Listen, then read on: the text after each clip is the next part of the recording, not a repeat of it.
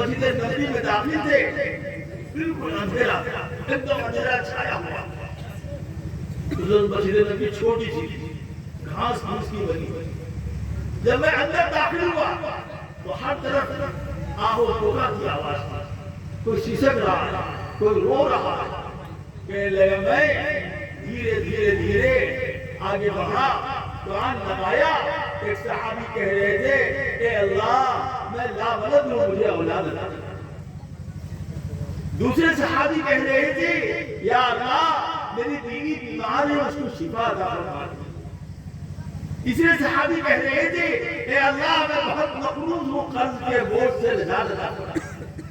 ایک چوتھے صحابی کہہ رہے تھے اے اللہ مجھے جہنم سے بچا دے. ایک چوتھے صحابی کہہ رہے تھے اے اللہ ہمیں جنت عطا فرما دے. وہ صحابی فرماتی ہے میں دھیرے دھیرے دبلا آدمی دھیرے دھیرے کھجکتا رہا. مجھے محسوس ہوا کہ جتنے لوگ مسجد نبوی کے اندر رو رہے ہیں ان میں سے ایک آواز ایسی ہے جو سب سے زیادہ بڑھتی ہے. اس میں درد ہے, اس میں آہ ہے, اس میں کراہ ہے, اس میں سوز ہے, اس میں عشق ہے, اس میں لگن ہے, اس کے اندر تڑپ ہے, اس کے اندر درد ہے. کہنے لگا میں دھیرے دھیرے سرکتا چلا گیا, سرکتا اس آواز کے قریب. جب میں اس آواز کے قریب پہنچا تو دیکھا اندھیرے میں محسوس ہوا کہ کوئی شخص سجدے میں پڑا ہوا بے اختیار ہو رہا ہے.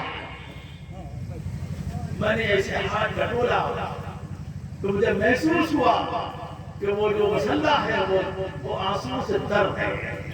تو میں نے کان لگایا, وہ آواز آ رہی تھی اے اللہ اے اللہ اے اللہ اے اللہ میرے ایک ایک امتی وہ آپ بخش دیں گے تب ہم جنت.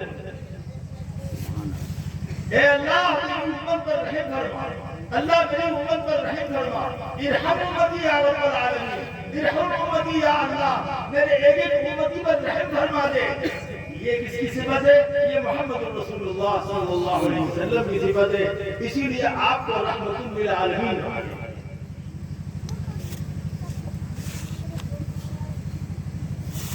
آئے دنیا میں بہت پاک و مکرم بن کر کوئی آیا نہ مگر رحمت عالم. آپ صلی اللہ تعالی علیہ وسلم کی سیرت کیا, قرآن کی سیرت. جب ایک بچہ حافظ قرآن ہوتا ہے تو گویا ضامن بنتا ہے کہ ہم اپنے استاد کی مغفرت کرائیں گے, اپنے ماں باپ کی مغفرت کرائیں گے, اپنے اجداد کی مغفرت کرائیں گے, اپنے ان لوگوں کے جو معاون بنے ان کی مغفرت کرائیں گے. حضرت مولانا شاہ عبد الرحیم رائے پوری رحمۃ اللہ علیہ فرماتے تھے اگر دنیا میں چلتے پھرتے بادشاہوں کو تمہیں دیکھنا ہو, شہنشاہوں کو تمہیں دیکھنا ہو, تو ان حافظ قرآن کو دیکھ لو. یہ اللہ کی سرزمین پر اللہ کی طرف سے بادشاہ.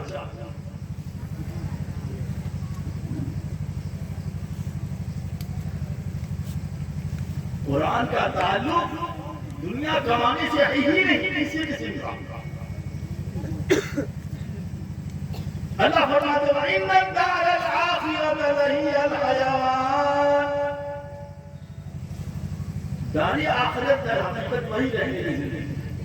اللہ فرماتے ہیں مَنْ كَانَ يُرِيدُ حَرْثَ الْآخِرَةِ نَزِدْ لَهُ فِي حَرْثِهِ وَمَنْ كَانَ يُرِيدُ حَرْثَ الدُّنْيَا نُؤْتِهِ مِنْهَا وَمَا لَهُ فِي الْآخِرَةِ مِنْ نَصِيبٍ.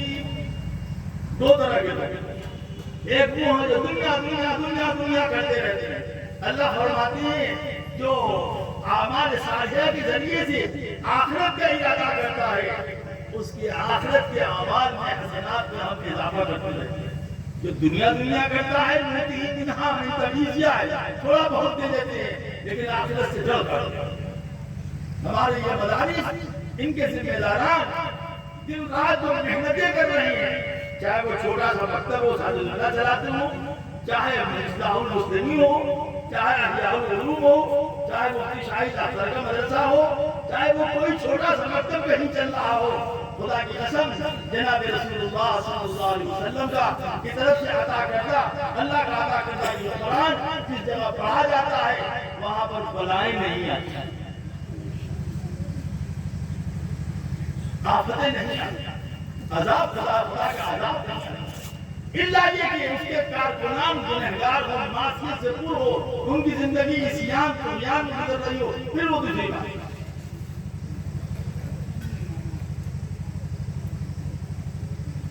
ہم کو بڑی حیرت ہے، یہ اس مدرسے کا پہلا سالانہ جلسہ ہے، دوسرا اچھا ہوا ہے، اور اتنا بڑا مجمع رات کے 12 بجے تک موجود ہے۔ یہ دلیل ہے بھاگلپور والوں، علامت ہے کہ تم تو اللہ سے محبت ہے، رسول سے محبت ہے، قرآن سے محبت ہے، علماء سے محبت ہے، حفاظ سے محبت ہے۔ جو جس سے دنیا میں محبت کرے گا آخرت کو اسی کے ساتھ بتایا جائے گا انشاءاللہ۔ تم کل قیامت کے دن انہی حافظ قرآن کے ساتھ اٹھائے جاؤ گے، یہ جنت میں جائیں گے اور تم بھی جنت میں جائیں گے۔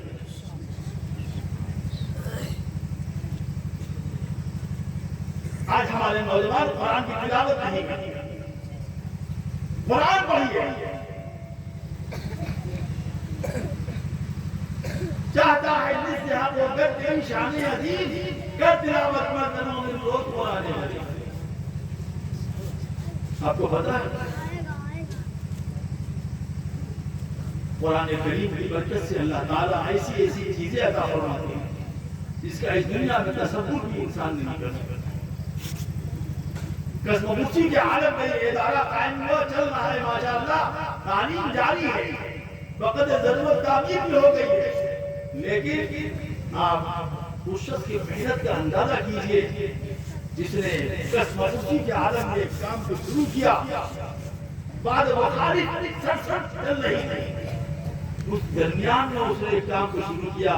اللہ کا شکر احسان ہے کہ آج یہ ادارہ اعتبار و اعتماد کے لائق ہو گیا ہے، لوگ بھروسہ کر رہے ہیں اس پر، اور ہمارے اس محلے کے لوگ لائق مبارکباد ہیں تو وہ دن رات اس مدرسے کی خدمت کرنے کے لیے ہم بہت تیار ہیں۔ ایک بات مجھے یہ کہنی ہے، دوسری بات مجھے آپ سے کہنی ہے وہ یہ کہ دوستوں اور بزرگوں، زندگی اگر پرسکون چاہتے ہو، زندگی میں اطمینان چاہتے ہو، زندگی میں اللہ کا قرب چاہتے ہو، زندگی میں رسول اللہ صلی اللہ علیہ وسلم سے محبت چاہتے ہو، تو یاد رکھو تم کو گناہ چھوڑ دینا ہوگا۔ نیکی کرنے سے زیادہ ضروری ہے ترک معصیت، گناہوں کا چھوڑنا، چاہے وہ گناہ ہاتھ کا ہو، پیر کا ہو، زبان کا ہو، کان کا ہو، آنکھ کا ہو، ناک کا ہو، پیٹ کا ہو، ہر گناہ کو ترک کر دینا ہی در حقیقت ہمارے ایمان کی مضبوطی کی علامت ہے۔ سرکار دو عالم جناب رسول اللہ صلی اللہ علیہ وسلم کیا فرماتے ہیں؟ سنو، بس میں اپنی بات ختم ہوگا، مجھ سے بولا نہیں آتا ہے، پہلے آتے ہیں 10:30 بجے وقت تو لیکن ہم لوگ جو جلسے میں آتے ہیں تقریر کرنے والے نا، وہ ہوتے ہیں چڑیا، اسے اس کو پنجرے میں بند کر دو، بند کر دیا اگر موقع ملے تو بولیں گے۔ سرکار دو عالم صلی اللہ علیہ وسلم رحمت واسع نے کیا فرمایا؟ اللہم ارحمنی بترک المعاصی ابدا ما ابقیتنی ولا تشکنی بمعصیتی۔ یہ ہمارے رسول نے سکھلایا کیا؟ اے اللہ مجھ پر رحم کیجئے، ایسا رحم کیجئے کہ گناہوں کو چھوڑنا ہمارے لیے آسان ہے، اور گناہوں کی وجہ سے ہمیں بدبخت نہ بنا۔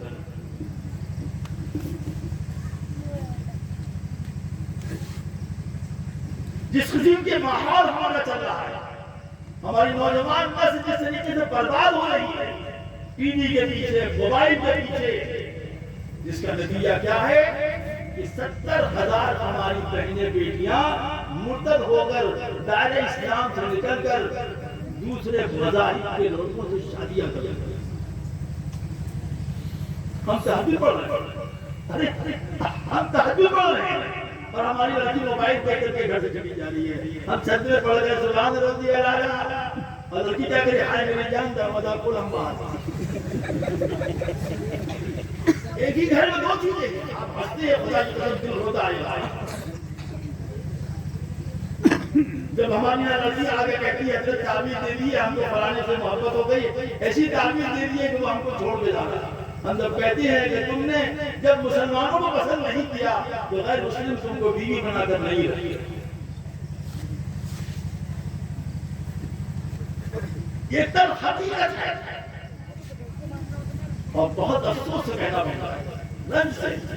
یہ ساری لڑکیاں پڑھے لکھے گھرانوں سے، جو ہلاک کیا سے 30%، باقی سب پڑھے لکھے گھروں میں، ان کے گھروں سے نہیں ہے، جو سماج میں بڑے عزت دار کہلاتے ہیں، لیکن گھر میں انہوں نے دین کو زندہ نہیں کیا، گھر میں انہوں نے اسلام کو زندہ نہیں کیا، لڑکیوں کو پڑھایا اسکول اور کالج میں اور نام رکھا اسما سلمہ محسنہ عافیہ، انہوں نے دین کب سیکھا ہے لیکن شیخ کے گھر میں بڑے کالج کے چکر میں مرے صاحب کے گھر میں دین تو ملتا ہے وہ پڑھنے سے، دین تو ملتا ہے مکتب میں، دین تو ملتا ہے شیخ دین کے مکتب میں، دین تو ملتا ہے ساجد اللہ کے مکتب میں، دین تو ملتا ہے اصلاح المسلمین میں، دین تو ملتا ہے انوار ہدایت میں، دین تو ملتا ہے مکتب میں، دین ملتا ہے مدرسوں میں، دین ملتا ہے خانقاہوں میں، دین ملتا ہے دعوت و تبلیغ میں۔ تم نے دعوت بھی چھوڑ دیا، تبلیغ بھی چھوڑ دیا، تذکیر بھی چھوڑ دیا، اللہ بھی چھوڑ دیا۔ حقیر تمہاری نگاہ میں کون ہے؟ وہ مسجد کا امام جو نماز پڑھتا ہے۔ حقیر تمہاری نگاہ میں کون ہے؟ وہ مؤذن جو اذان دیتا ہے۔ حقیر تمہاری نگاہوں میں کون ہے؟ وہ شخص جو مدرسے میں پڑھتا ہے۔ کیا تم دیتے ہو مدرسے والوں کو زکوٰۃ کی رقم؟ کبھی خیال آیا کہ لاؤ پاک صاحب رقم دیتے؟ تمہاری ایک حاجت العزیز صاحب، اللہ ان کا مغفرت فرمائے، ان کا بڑا اچھا انداز تھا، کوئی بھی جاتا ہے تو اس کو 500 روپے دیتے کہ یہ زکوٰۃ کا ہے، پھر 100 روپیہ دیتے کہ یہ پاک صاف روپیہ اس سے اپنی مدرسے کی تنخواہ ہے، اور لاکھوں روپیہ بانٹتے رہتے عطیے کے نام ہمیں خیال نہیں آتا 40ویں کا پیسہ مدرسے میں، 10ویں کا پیسہ مدرسے میں، سالگرہ کا پیسہ مدرسے میں، زکوٰۃ کا پیسہ مدرسے میں، خیرات کا پیسہ مدرسے میں۔ ارے بابا قرآن پاک ہے، پاک پیسہ بھی مدرسے میں۔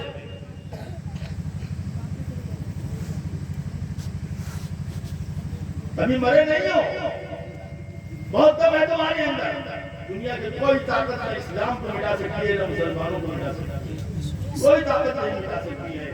ہاں ہم اپنے کردار سے مٹ جائیں، اپنے اخلاق سے مٹ جائیں، اپنی آواز سے مٹ جائیں، اپنی نالائقی سے مٹ جائیں، وہ الگ ہے۔ اسلام کبھی نہیں مٹنے والا۔